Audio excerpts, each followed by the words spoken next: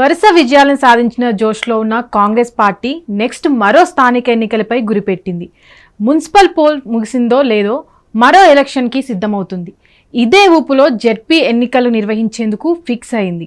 మార్చి మొదటి వారం లేదా రెండో వారంలో ప్రారంభమయ్యే అసెంబ్లీ బడ్జెట్ సమావేశాలు నెల చివరి వరకు జరుగుతున్నాయి. అదే సమయంలో అధికారులు, మంత్రులు బడ్జెట్ సెషన్స్లో బిజీలో ఉంటున్నారు.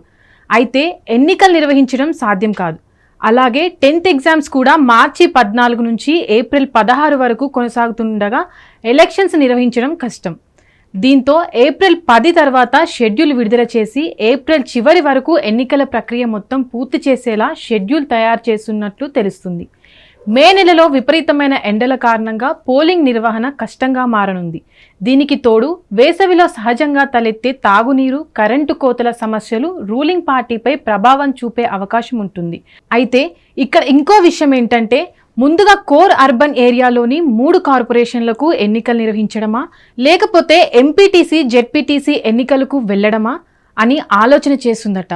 ఏ ఎన్నికను ముందుగా నిర్వహిస్తే రాజకీయంగా ఉపయోగపడుతుంది అని పలు కోణాల్లో ఆరా తీస్తున్నట్టు తెలుస్తుంది.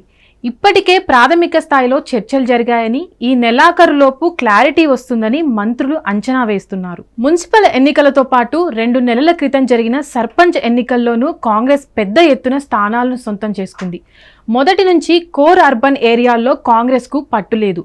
అసెంబ్లీ ఎన్నికల్లో సైతం ఆ పార్టీ ఎమ్మెల్యే స్థానాలను గెలుచుకోలేదు. దీంతో ముందుగా ఔటర్ రింగ్ రోడ్లో ఉన్న మున్సిపల్ కార్పొరేషన్లకు ఎన్నికలు నిర్వహిస్తే ఎలా ఉంటుందని ఆలోచన చేస్తుందట.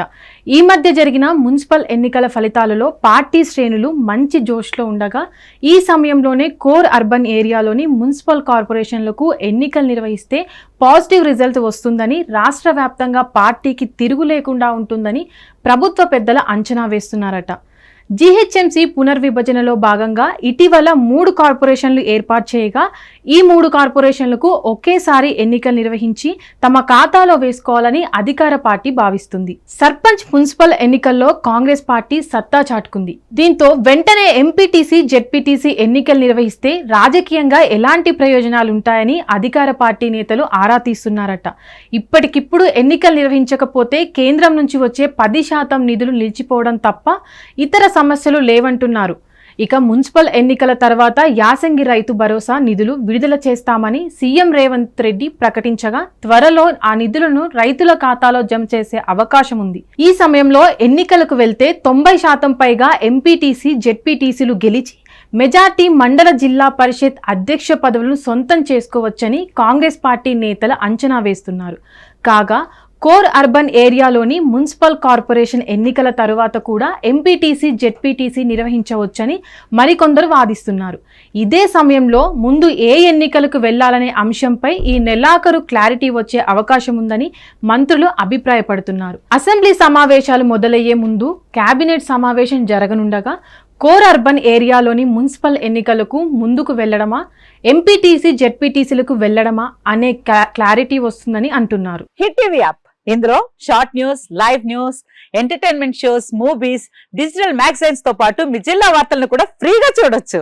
ఇంకెందుకు ఆలస్యం, వెంటనే హిట్ టీవీ యాప్ ని డౌన్లోడ్ చేసుకుని ఫ్రీగా ఎంటర్టైన్మెంట్ పొందండి. Hit TV app. Hit TV app.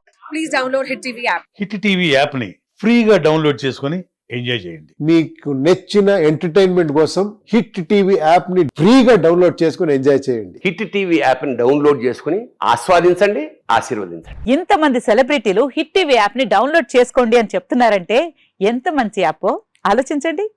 America America America అమెరికాలో చదవాలనుకునే వాళ్ళకి విశ్వసనీయమైన పేరు మన శౌర్య కన్సల్టెన్సీ. UK లో 1 year masters, UK లో 1 year masters, 2 years work permit up to 5 years visa. Contact Saurya Consultancy. Contact 89851 89851.